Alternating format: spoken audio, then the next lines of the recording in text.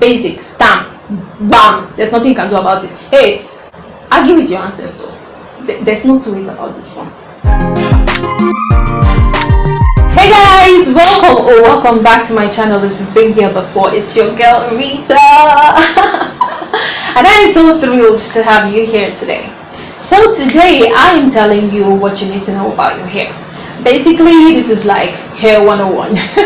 I'm giving you the basics about your hair. I'm going to create an outline so that you can go straight to the part of the video that will be of benefit to you. Alright guys, so let's start with the structure of your hair. So I'm going to use this to explain the structure of your hair.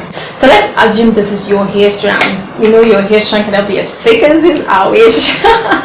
But let's assume this is your hair strand, right? So if you snip it, if you cut it, this is what is going to be there. But you cannot see this with your naked eyes, so don't even bother. The white part in the middle is the medulla. It's just an open space, there's nothing in there, and it is protected by the cortex. The cortex is this black part, okay? Now this other white part you see are the cuticles. Basically the cuticles are the outer part. Now the cuticles of your hair overlay, they overlay like a roof. They overlay on each other, and it just goes from the root of your hair to the tip of your hair. Now let's talk about types of hair.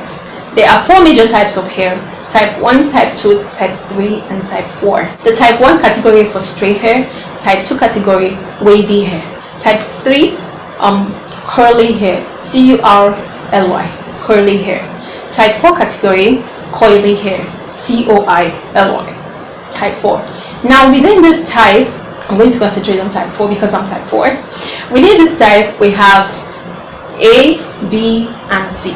So if you take out a strand, what you see or the curl pattern you see will help you figure out which type, either 4A, B, or C. Now let's talk about the thickness of your hair. The thickness of your hair is basically the width of each strand of hair. There's a test for that, I've got you. So all you need to do is to get a piece of thread. Now every piece of thread has 2 pieces intertwined as one. So separate both pieces and then use one piece. Compare one of the pieces to your hair strand. How thick is it? Now your hair strand cannot be as thick as that piece of thread, but it will help you to know if your hair is thick or super fine. If your hair is so thin compared to that piece of thread, then your hair is super fine. You're in the fine category, my category. If your hair is almost as thick as that piece of thread, then you are in the thick category. Congratulations. There's a second test for that. Pull a strand of hair from your head and stretch it in front of a bright light. If you can see your hair clearly, then your hair is thick. Congratulations. But if you can barely see your hair, then your hair is fine. Now I'm going to talk about density. The density of your hair is basically the number of hair strands on your scalp. There is a test for that because you cannot count every strand of hair on your hair. So what you do is to create a part with your fingers in the middle of your head or anywhere, and then take note. Do you see more hair or more scalp? If you see more scalp, then you are in the sparse, dense category. If you see more hair, then you are in a highly dense category. But if it's in between, you see as much scalp as you see hair, then you're in the middle, medium density. Let's talk about the porosity of your hair. Hair porosity is basically the rate at which your hair absorbs moisture. Remember at the beginning I talked about cuticles of your hair? The cuticles of your hair, I said, overlap, right? And for a low porosity hair person, it means your cuticles are so close together, there's no space. So nothing comes in easily and nothing goes out. For high porosity hair person, it means your cuticles are just so open Everything comes in and everything goes out, just almost as fast as it comes in. So you have so much spaces between your cuticles. Sometimes your cuticles are displaced and all of that. Now, the first test to determining your porosity is the cup test. You get a cup of water or glass of water, then you get a strand of hair from clean hair. That means you must have washed your hair and there are no products in your hair, no oils, nothing. Get a strand of hair, drop it in a cup of water. Do not tamper with it, do not push it in, do not manipulate it in any way. Just drop it and step back. If your hair strand sinks to the bottom, high porosity. If your hair sinks towards the middle and then stays there, it means medium porosity.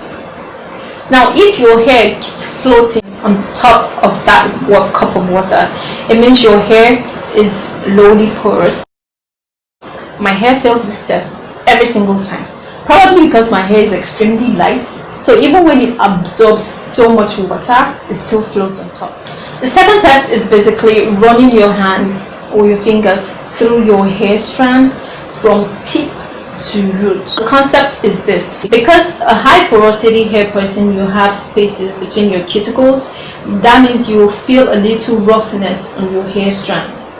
And for a low porosity person, because there is no space between your cuticles, you will feel that it's extremely smooth. This will help you figure out if you're on the high porosity side or the low porosity side. But I need to warn you before you start taking any test that these tests are not 100% determinant of your hair porosity. These tests just serve as a guide to help you figure out the porosity of your hair. Okay, so if you do not understand any of this test, there's test number 3. Basically, a study of your hair. Just study your hair. When your hair is clean, how fast does it absorb moisture or water? Simple. So here are things to remember if you have low porosity hair. Your hair is usually strong and healthy, it is prone to build up, and it is hard to manage. For medium porosity hair, your hair needs the least amount of care, can also be damaged by chemical and environmental factors. For high porosity hair, it easily absorbs conditioning products, but it is generally prone to damage. The porosity of your hair is determined mostly by your genes. Tips to remember if you have a low porosity hair: you want to concentrate on moisture. Use warm water to wash your hair and to moisturize your hair. Don't overdo with the products because your hair is prone to buildups. Use lighter oils because they easily penetrate the hair cuticles, and deep condition with heat. This will open your hair cuticles a little bit for moisture to get in. For low porosity hair, you want to use moisturizing shampoos and conditioners. So tips to remember for high porosity hair: you want to concentrate on strengthening your hair because your hair is fragile, extremely fragile, and prone to damage. Avoid the use of heat completely if possible. Add protein treatments to your hair regimen because you need to strengthen your hair follicles. Like, this is very important. It cannot be overstressed. Use heavier oils. Detangle and pre-pull before you shampoo. This will reduce the tendency of your hair to get stripped out by the shampoo. Also, you want to avoid moisturizing shampoos and deep conditioners because this can make your hair extremely soft and unenjoyable. Let me talk about moisturizing your hair. For a high porosity hair person, your hair is literally like sponge. You drop it in water and it absorbs the water. But for a low porosity hair person, moisturizing your hair is like getting water into a grain of rice. Maybe I'm exaggerating, but here's the point. If you put rice in room temperature water, it doesn't get soft because the water doesn't get into the grains. But if you put it in warm water or hot water, it gets into the rice, even without putting it over the stove. So warm water is what you need to be able to successfully wash your hair.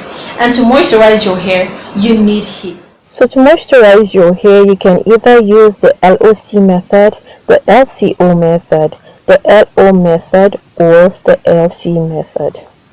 The LCO method is basically liquid, cream, and oil, while the LOC method is liquid, oil, and cream. For a low porosity hair person, remember your hair is prone to buildup, so you do not want to overdo it with the product. If you're going in with your liquid and you do that, you can protect it with your oil, seal it in, and then you're good to go. Or you protect it with your cream, seal it in, and then you're good to go. And I hope you were able to pick a couple of things from this video. If you did, then kindly let me know in the comment section.